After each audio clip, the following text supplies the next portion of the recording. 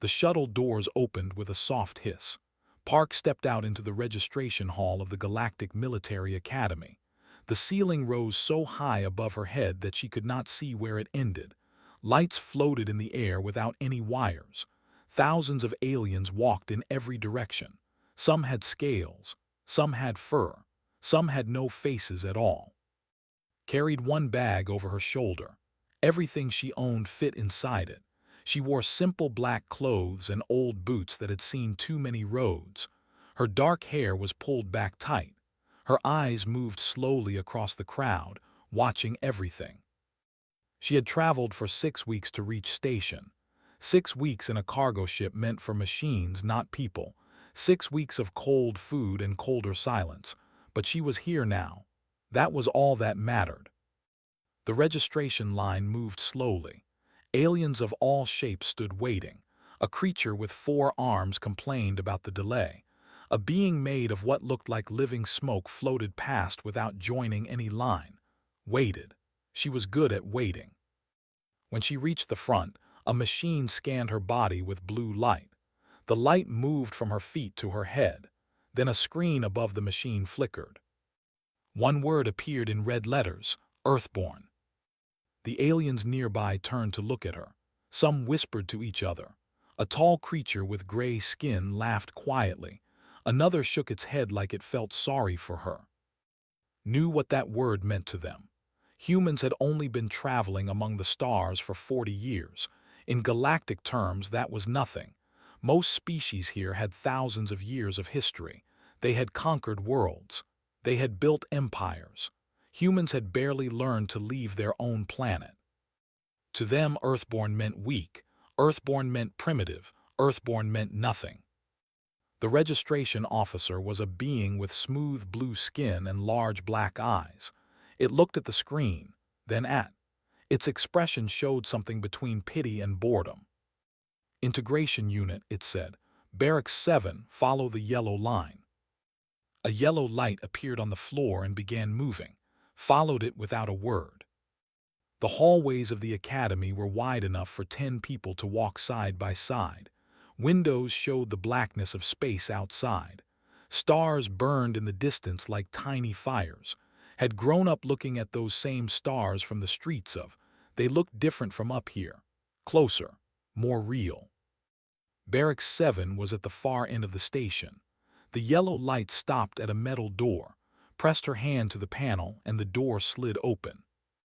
Inside were 12 beds arranged in 2 rows. Most of them were already taken. Aliens of different kinds sat or lay on their bunks. They all looked up when entered. One creature rose from the bed nearest the door. It was tall and thin, with green skin that looked wet. Its eyes were large and yellow. Gills opened and closed on the sides of its neck. "You must be the human," it said. Its voice was soft and careful. I am from the water world Serrano." Nodded from Earth. "I know," pointed to an empty bed at the back of the room. "That one is yours. The others will not talk to you much. Do not take it personally. They are afraid." "Afraid of what?" Sat back down on its bed. "Not of you. Of being seen with you. The integration unit is where they put the lesser species. The ones who score low on the scanners. But humans score lowest of all. Being friendly with a human is bad for reputation here." Walked to her bed. It was hard and narrow. The blanket was thin. She had slept on worse. "I did not come here to make friends," she said. She opened her bag and began to unpack. There was not much inside. Training clothes that had been washed so many times they were almost gray. A small towel. A jade ring wrapped in cloth. Watched her with curious eyes.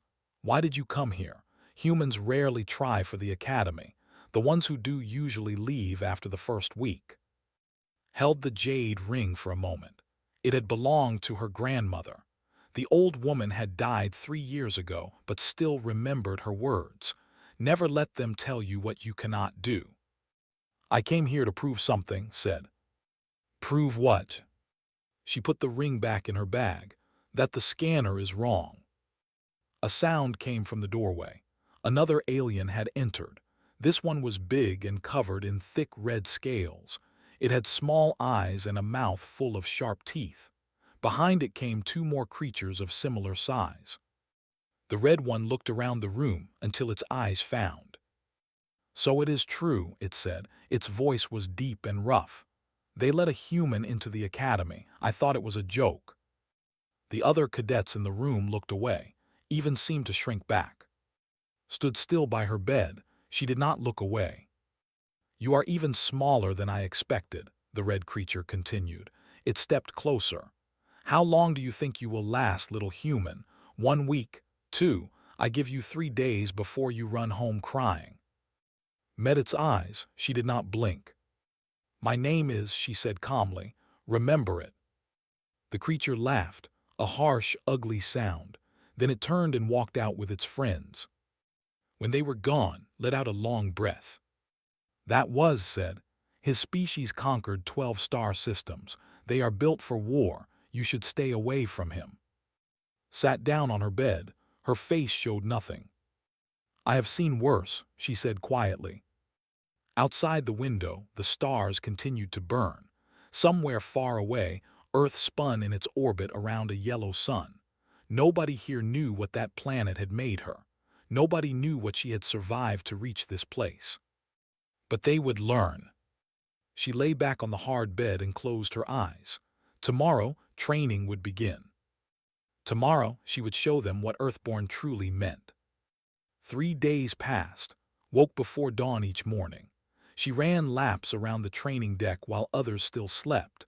She did push-ups until her arms burned. She stretched her body in ways her grandmother had taught her long ago.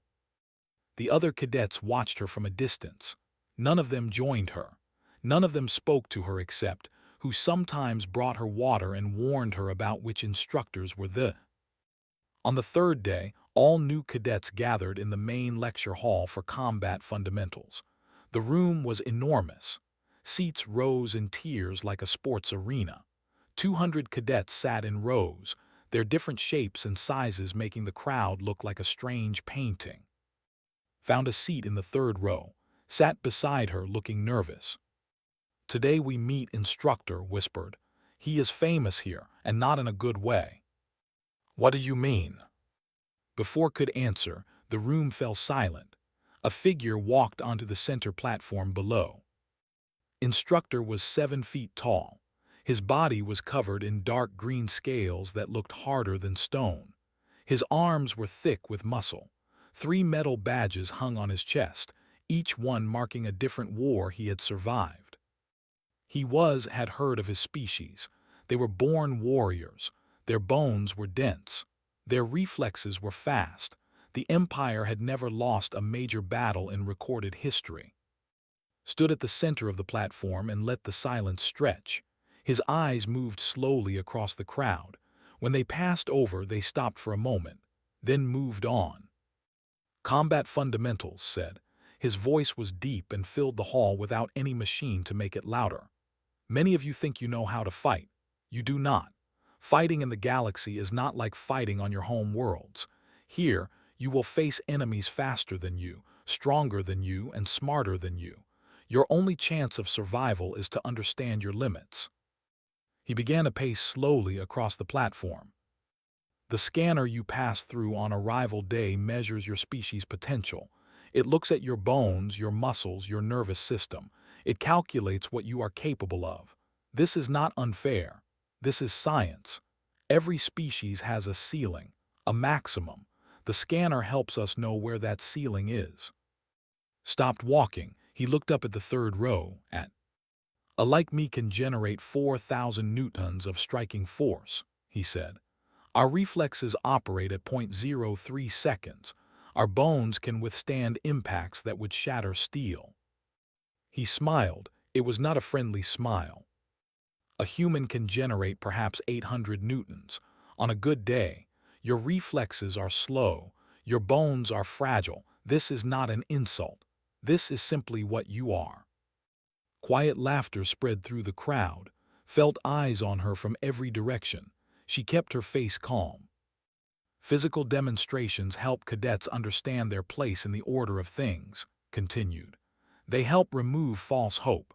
False hope gets soldiers killed. He pointed at, "You Earthborn, stand up."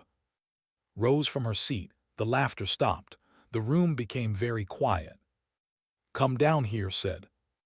Walked down the steps to the platform. Her footsteps echoed in the silence. She stopped 3 meters from the instructor and stood with her hands at her sides. Circled her slowly, like a predator examining prey. "I will throw a single kick," he announced. "A standard combat strike. Your task is simple: react. You may block, you may dodge, you may fall. Most humans fall." Said nothing. She shifted her weight slightly. Her eyes watched shoulders, not his legs. Her grandmother had taught her that. The legs lie. The shoulders tell the truth. Settled into a fighting stance. The room held its breath. For 2 seconds nothing happened. 3 seconds, 4. Then moved. The kick came faster than had ever seen anything move. It was aimed at her ribs. If it connected, it would break bones. Maybe worse. Time seemed to slow down. Saw the kick coming. She saw the angle of his hip, the rotation of his body, the path his leg would travel. She had seen kicks like this before, not as fast, not as strong, but the motion was the same. Her hand moved. She caught his ankle. Her fingers closed around scaled flesh and held tight. The impact traveled up her arm like electricity. Pain shot through her palm, but she did not let go. For one frozen moment, nobody breathed. Slag hung in the air, trapped in her grip. His eyes went wide. His mouth opened, but no words came out. Twisted her wrist. Just a small movement, just enough to break his balance. Then she let go. Stumbled backward. His arm swung out to catch himself. He did not fall, but it was close. Very close. The hall was silent. 200 cadets stared with open mouths. Straightened her back. She looked then she looked up at the crowd. "And do not forget it," she said. Her voice was calm, quiet, but in that silent room everyone heard. Regained his balance. His scales seemed darker now. His hands had curled into fists. For a moment, thought he might attack her again. Instead, he laughed. It was a short laugh, full of surprise. He looked at his ankle where her fingers had gripped. 5 small marks showed on his scales. "Sit down, cadet," he said. His voice was strange now. Not angry, something else, something like respect. Walked back up the steps to her seat. The other cadets watched her pass. Their expressions had changed. The ones who had laughed before were not laughing now. Grabbed her arm when she sat down. "How did you do that?" whispered. "That is impossible. Humans cannot move that fast." Looked at her hands. They were shaking slightly. The pain in her palm was getting worse. Something might be broken inside. But she smiled anyway. "On Earth," she said quietly, "we learn to fight before we learn to walk. We have been killing each other for 200,000 years. We never stopped. We never forgot." She looked down at the platform where had returned to his lecture. He was not looking at her anymore, but she knew he was thinking about her. "The scanner measures what most humans can do," said. "It does not measure what some humans will do when they have no choice." Stared at her for a long moment. Then the amphibian nodded slowly. "I think," said, "that I am very glad we are on the same side." Did not respond. She was watching, learning, remembering. The demonstration was over. But her education had just begun. News traveled fast in the academy. By evening, every cadet on station had heard the story. The human girl who caught a kick, the Earthborn who made Instructor stumble. Some said it was luck, some said it was a trick, some said it never happened at all. But did not care what they said. She sat in the medical bay with her right hand wrapped in white bandages. 2 bones in her palm were cracked. The medical officer, a small creature with too many eyes, told her to rest for 1 week. She went back to training the next morning. That evening she was walking alone through the lower corridors when 3 figures stepped out of the shadows. Stood in front, his red scales dark under the dim lights. Behind him were two more. They were even bigger than him. So said, the little human has become famous. Stopped walking. She was tired, her hand hurt. She did not want this fight, but she knew it was coming from the moment she caught's kick. "What do you want?" she asked. Moved closer. "I want to know if the story is true. I want to know if it was luck or skill, and I want to remind you of your place." The two behind him spread out to block any escape. "My friends and I have been fighting since we were children," continued. "We have killed enemies that would make you cry just from looking at them. You think catching one kick makes you special." Looked at each of them. She measured distances. She counted weapons. She saw the way they stood, where their weight was, how they would move. "I think," she said, "that you are about to make a mistake." Roared and charged. The fight lasted 90 seconds. When the medical team arrived, they found on his back. His right arm was bent at a wrong angle. One of his friends was unconscious against the wall. The other was sitting on the floor, holding his leg and making sounds of pain. Stood in the middle of them. Her bandages were red with blood now. Her face was calm. She was breathing hard, but her eyes were clear. "She is insane," the conscious said to the medical officer. "She would not stop. We hit her and she would not stop." The medical officer looked at. "Are you injured?" "I am fine," said, but her legs were shaking. When she tried to walk, she fell. She woke up in the medical bay again. This time she was not alone. A human man sat in the chair beside her bed. He was older, maybe 50. His hair was gray at the sides.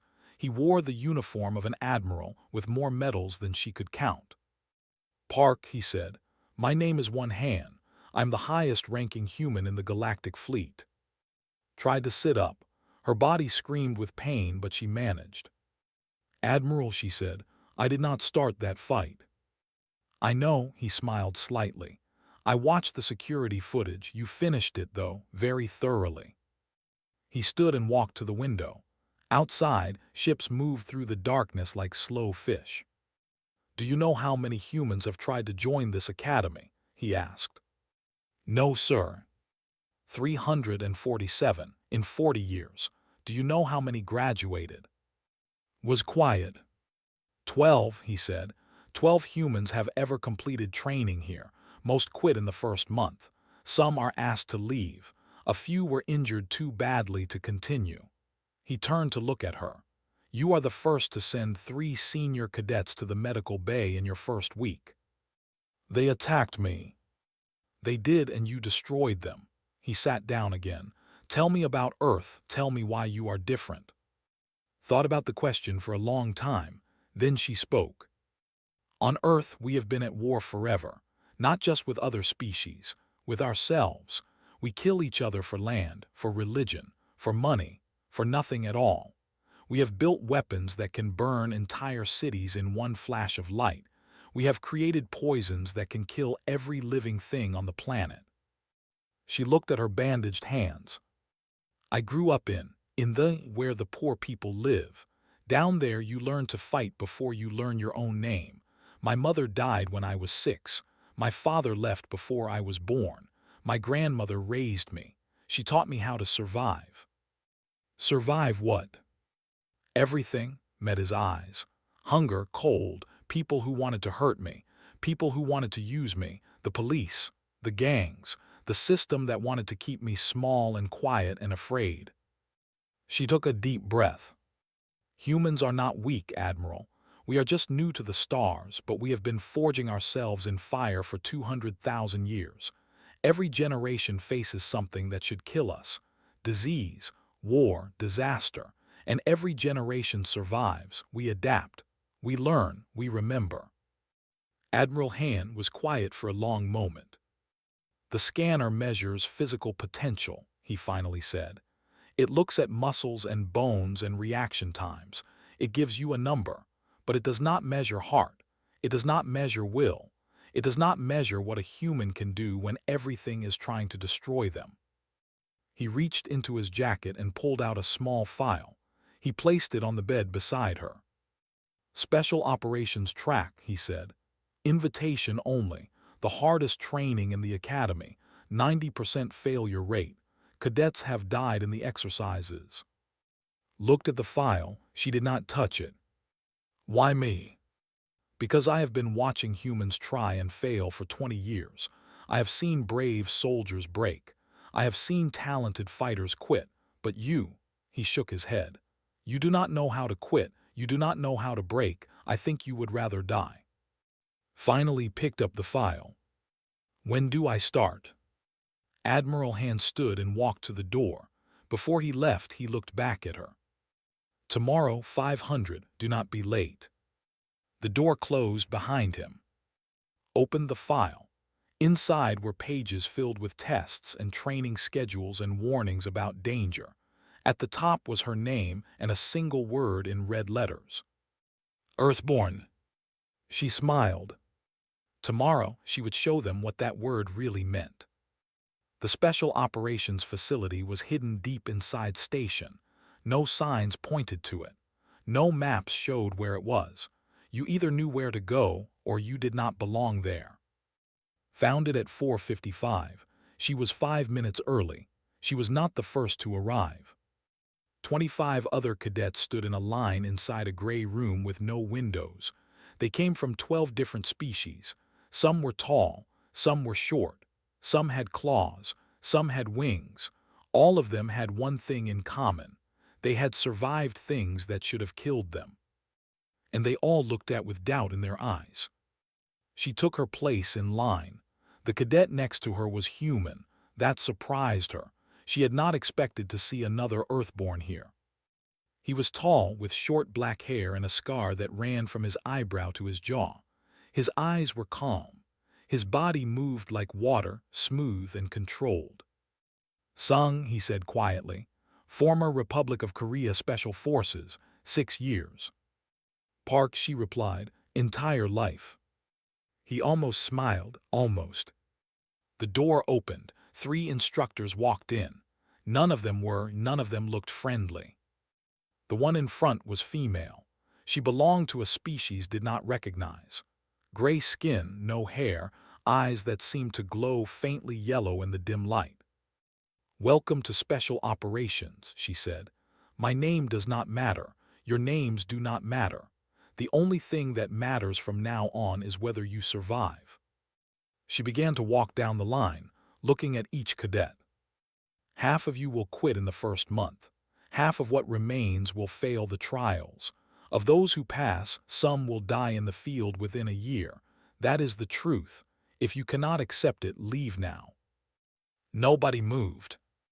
Good, she stopped in front of. You are the one who caught Kick. He told me about you. He says you have no fear. He is wrong, said. I have fear. I just do not let it control me. The instructor's glowing eyes studied her for a long moment. Then she moved on. Training begins now, she said. Try not to die on the first day. The next 3 months were the hardest of life, and her life had been very hard. They ran courses through zero gravity. They fought in darkness against machines designed to kill. They learned to use weapons that could destroy buildings. They learned to survive without food, without water, without hope. Every day someone quit. Every week someone was carried out on a stretcher. Did not quit, was never carried out. But she learned quickly that she could not do this alone. Sung became her partner. They trained together, fought together, bled together. He was different from her. Where she was fire, he was ice. Where she attacked without thinking, he planned every move 10 steps ahead.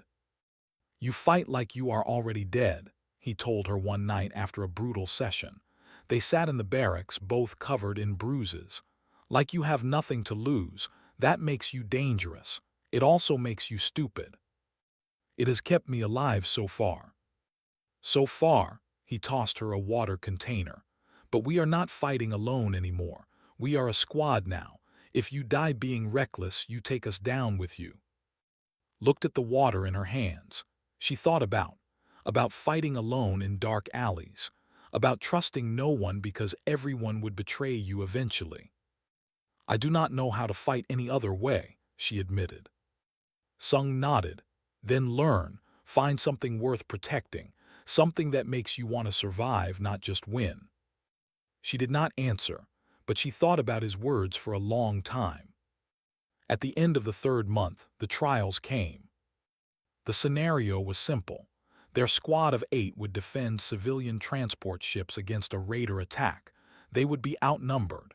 They would be. The simulation was designed to make them fail. The goal was to see how long they could last.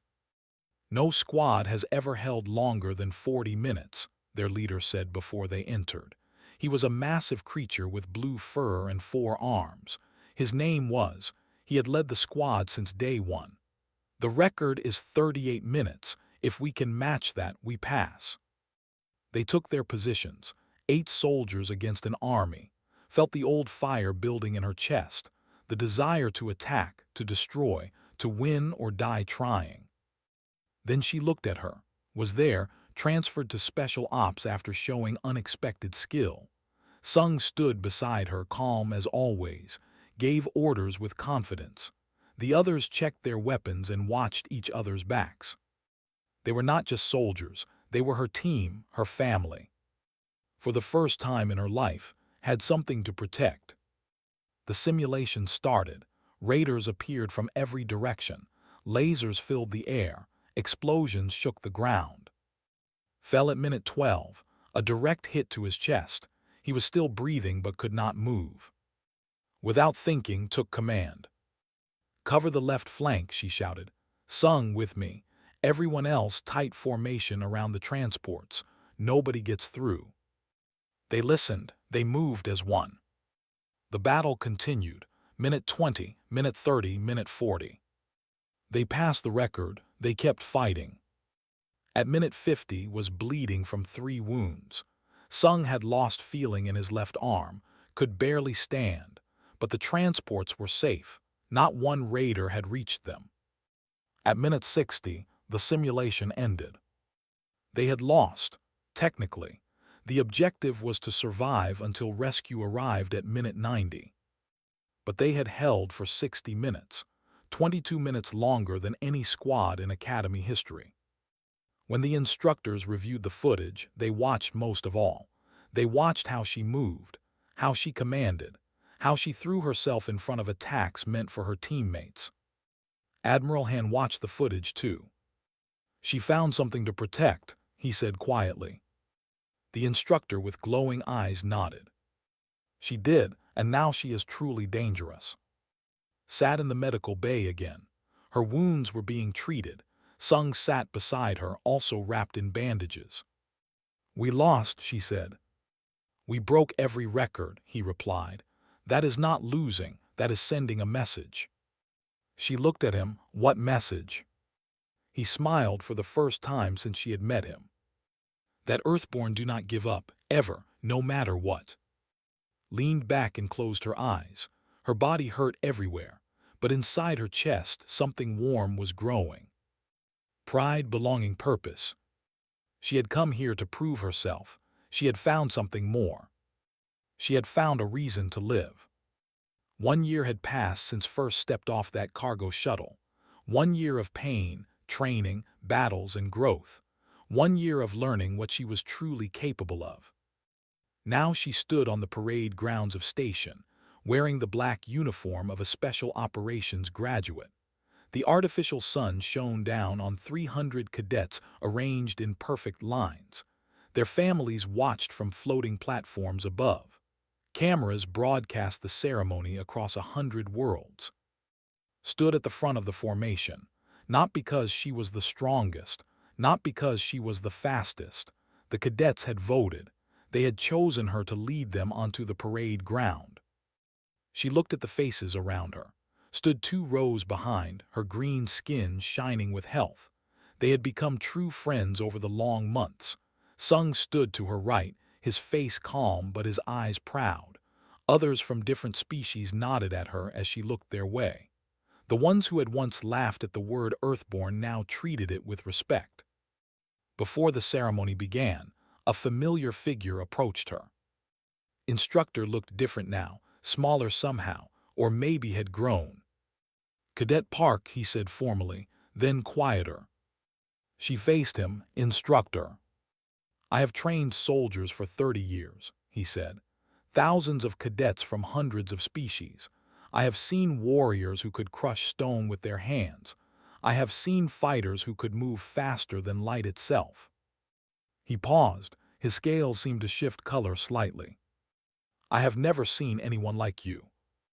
Did not know what to say, so she said nothing. That day in the lecture hall, continued, when you caught my kick, I was angry at first. My pride was wounded. A human had embarrassed me in front of the entire class. I did not mean to embarrass you. I know that made it worse. He almost smiled. But then I watched you. I watched you fight and his friends. I watched you refuse to break during training. I watched you lead your squad through the trials and shatter records that had stood for decades. He straightened his back. When he spoke again, his voice was formal. I owe you an apology. I underestimated your kind. I underestimated you. Shook her head slowly. You taught me something important that day, Instructor, something I have carried with me ever since. What is that? Being underestimated is a weapon. The enemy only gets to be surprised once, so you must make it count. Looked at her for a long moment, then he nodded. You will go far, Cadet Park, farther than any human has ever gone. I believe that now. He stepped back as the ceremony music began to play. The commandant stood at the central platform. He was ancient, from a species that lived for thousands of years. His voice carried across the parade ground without any machines to help it. Names were called, ranks were assigned, ships were announced. One by one, cadets crossed the stage to receive their commissions. Finally, the commandant paused. The crowd grew quiet. Cadet Park, please step forward. Walked to the platform. Her boots made no sound on the polished surface. She stopped before the commandant and stood at attention. Cadet Park is the first human to graduate from the Special Operations track with full distinction, the commandant announced. His voice echoed across the station. She has achieved the highest combat scores in her class. She has led her squad through challenges that have broken soldiers twice her size. She has proven that the scanner's classification is not destiny. He turned to face her directly. Cadet Park, you are hereby assigned to the GSV Horizon's Edge Rapid Response Division. You will serve as squad leader. Your mission will be to respond to the most dangerous threats facing the Galactic Union. He handed her a small pin. It was shaped like a star with a human figure at its center, the symbol of Earth's first Special Operations officer. Wear this with honor, he said. You have earned it. Took the pin. Her hands did not shake. Her voice did not break. Thank you, sir. I will not let you down. The applause was loud and real, not polite clapping, true cheering. Species that had once looked down on humans were standing and shouting her name. Later, as the crowd dispersed, walked toward the shuttle bay. She was scheduled to leave for her new assignment in 2 hours. Sung fell into step beside her. His own pin shone on his chest. He had been assigned to the same ship. Ready for this? He asked. Looked out the viewport. Stars stretched into the distance. Somewhere out there, enemies were gathering. Threats were forming. The galaxy was full of dangers that did not yet know what humans could do. When I came here, she said, I wanted to prove that Earthborn did not mean weak, that humans deserved respect, that the scanner was wrong. And now, she turned to face him. Her eyes were bright with purpose. Now I know the scanner was never the problem. We were. Humans have spent too long fighting each other, too long destroying ourselves. We forgot what we could do when we fought together. She touched the pin on her chest. Earthborn does not mean weak. It means survivor. It means fighter. It means someone who has been forged in fire since the beginning of time. We have walked through hell for 200,000 years and we are still here, still standing, still fighting. She smiled. It was not a soft smile. It was the smile of a predator who had finally realized its true strength. The galaxy does not know what we are, not yet, but they will learn. The shuttle bay doors opened. Their ship waited beyond, sleek and deadly. Sung nodded slowly, then let us teach them. They walked through the doors together. Behind them, the academy grew smaller. Ahead of them, the stars burned with possibility. Park, Earthborn, squad leader, survivor, had come a long way from the of. She had come even farther from the registration hall where a machine had tried to tell her what she was worth. The scanner had identified her as Earthborn. She had shown them exactly what that meant. And she was just getting started. Far ahead in the darkness, enemies waited without knowing what was coming. A human woman from a small blue planet. A soldier who had learned to fight in the hardest school of all. A warrior who carried the weight of 200,000 years of human struggle in her heart. They would learn her name soon enough. And they would not forget it.